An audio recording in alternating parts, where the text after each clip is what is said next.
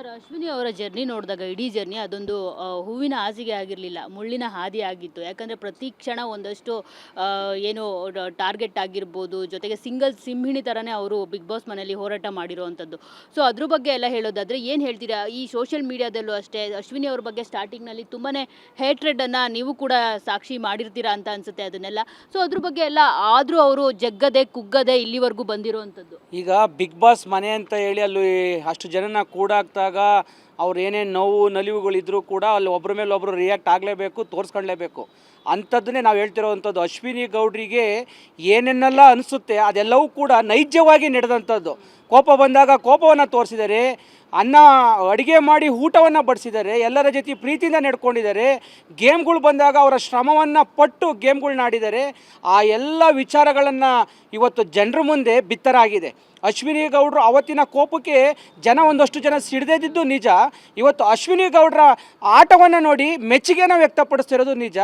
ಅವತ್ತು ವಿಲನ್ ಆಗಿ ಕಂಡಂಥ ಅಶ್ವಿನಿ ಗೌಡರು ಇವತ್ತು ಬಿಗ್ ಬಾಸ್ನ TRP ಸ್ಟಾರ್ ಅಂತ ಹೇಳಿ ಕೊಟ್ಟಿದ್ದೀವಿ ನಾವೆಲ್ಲ. ಅವರು TRP ಸ್ಟಾರ್ ಆಗಿ ಇವತ್ತು ಇಡೀ ರಾಜ್ಯದ ಜನ, ಇಡೀ ದೇಶದ ಜನ ನೋಡ್ತಿದ್ದಾರೆ ಅವ್ರನ್ನ. ಸರ್, ನೀವು ನೋಡಿರ್ತೀರ ಅವ್ರನ್ನ ತುಂಬಾ. ಸೊ ಹೊರಗಡೆನೂ ಕೂಡ ಅಶ್ವಿನಿ ಅವರು ಅದೇ ಥರ ಇರ್ತಿದ್ರ? ಲೈಕ್ ಯಾವತ್ತು ಏನೇ ಬಂದರೂ ಅವರು ಅದನ್ನು ಲೀಡ್ ಮಾಡೋದಕ್ಕೆ ನೋಡ್ತಿದ್ರೆ ಹೊರತು ಅವ್ರು ಯಾವತ್ತೂ ಹಿಂದೆ ಸರಿದವರು ಅಂತವ್ರಲ್ಲ. ಸೊ ಏನು ಹೇಳ್ತೀರಿ ಅಶ್ವಿನಿ ಅವರ ಒಂದು ವ್ಯಕ್ತಿತ್ವದ ಬಗ್ಗೆ? ನಾವು ತುಂಬ ಹತ್ರದಿಂದ ನೋಡಿದ್ದೀವಿ ಅವ್ರನ್ನ. ಇವತ್ತು ಬಿಗ್ ಬಾಸಲ್ಲಿ ಹೆಂಗಿದ್ರು ಅವತ್ತು ಹಿಂದೇನೂ ಹಂಗೆ ಇದ್ದರು.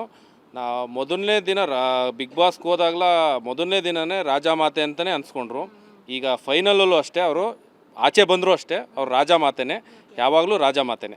ನಮ್ಮ ಒಟ್ಟು ಅಶ್ವಿನಿ ಗೌಡ್ರಿಗೆ. ಸರ್, ನೀವೇನು ಹೇಳ್ತೀರಿ? ಅವ್ರ ಆಟದ ವೈಖರಿ ನೋಡಿದಾಗ ಪ್ರಾರಂಭದಲ್ಲಿ ನೀವು ಹೇಳ್ದಂಗೆ ಸತ್ಯ, ಅದು ಒಂದಷ್ಟು ನೆಗೆಟಿವಿಟಿ ಆಯಿತು. ಅದಾದ ನಂತರ ಬಿದ್ದಾಗ್ಲಲ್ವ ಮೇಡಮ್ ಮೇಲೆದೊಳಕ್ಕಾಗೋದು, ಬೀಳದೆ ಯಾವ ವ್ಯಕ್ತಿ ಮೇಲೆದೊಳ್ತಾನೆ. ಅದೇ ರೀತಿ ಅಶ್ವಿನಿ ಅವರು ತುಂಬ ಚೆನ್ನಾಗಿ ಆಟ ಆಡ್ಕೊಂಡು ಬರ್ತಾ ಇದ್ದಾರೆ. ಯಾರೇನು ಹೇಳ್ಬೋದು, ಇವತ್ತು ಸಾಮಾಜಿಕ ಜಾಲತಾಣದಲ್ಲಿ ನೋಡಿದಾಗ ಒಂದಷ್ಟು ಜನ ಅಶ್ವಿನಿ ಅವ್ರನ್ನ ಯಾರೋ ಒಬ್ಬ ವ್ಯಕ್ತಿನ ಗೆಲ್ಸೋದಕ್ಕೆ ಅಶ್ವಿನಿ ಅವ್ರನ್ನ ಟೀಕೆ ಮಾಡ್ತಾ ಅವ್ರನ್ನ ತೇಜೋವಧೆ ಮಾಡಿಕೊಂಡು ಅವ್ರ ಟೈಮ್ನ ವ್ಯರ್ಥ ಮಾಡ್ತಿದ್ದಾರೆ ಹೊರತು ಇದರಿಂದ ಅಶ್ವಿನಿ ಅವ್ರಿಗೆ ಯಾವುದೇ ರೀತಿ ಇಂಪ್ಯಾಕ್ಟ್ ಆಗೋಲ್ಲ. ಯಾಕೆ ಅಂದರೆ ನಾವು ನೀರಿನ ಮೇಲಿರೋ ಗುಳ್ಳೆ ಅಲ್ಲ. ಯಾಕಂದರೆ ಇವತ್ತು ಬೇರೆ ಕಂಟೆಸ್ಟೆಂಟ್ ನಾವು ನೋಡಿದ್ದೀವಿ, 11 ಸೀಸನ್ ನೋಡ್ಕೊಂಡು ಬಂದಿದ್ದೀವಿ. ಏನು ಪ್ರಥಮ ಅವ್ರಿಗೆ ಇಲ್ಲದೆ ಇದ್ದಿದ್ದು ಫ್ಯಾನ್ ಬೇಸಾ ಅಥವಾ ಹನುಮಂತ ಅವ್ರಿಗೆ ಇಲ್ಲದೆ ಇದ್ದಿದ್ದು ಫ್ಯಾನ್ ಬೇಸಾ? ಎಲ್ಲ ಫ್ಯಾನ್ ಬೇಸ್ಗಳನ್ನೂ ನೋಡ್ಕೊಂಡು ಬಂದಿದ್ದೀವಿ. ಏನಾಗಿದ್ದಾರೆ ಅವ್ರು ಇವತ್ತೆಲ್ಲ? ಯಾರು ತಿರುಗಿ ನೋಡ್ತಾರೆ ಅವ್ರನ್ನ? ಸೇಮ್ ಅದೇ ಪರಿಸ್ಥಿತಿ ಇವ್ರದ್ದು. ಈ ಬಿಗ್ ಬಾಸ್ ಕಂಟೆಸ್ಟೆಂಟು ಅವರ ಒಂದು ಫ್ಯಾನ್ ಬೇಸ್ ಏನಿದೆ ಇದೆಲ್ಲ ನೀರಿನ ಮೇಲಿರೋ ಗುಳ್ಳೆ. ಆದರೆ ಹೋರಾಟಗಾರ್ತಿ ಅಂತ ಬಂದಾಗ ನಾವು ಸಮುದ್ರದ ಅಲೆಗಳಿಗೆ ಎದೆ ಕೊಟ್ಟು ನಿಲ್ಲೋ ಬಂಡೆಗಳ ಥರ ನಿಂತಿರ್ತೀವಿ.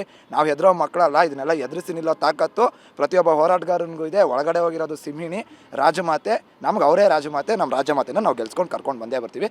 ನಮ್ಮ ಮತ ಯಾವತ್ತಿದ್ರು ಅಶ್ವಿನಿ ಮೇಡಮ್.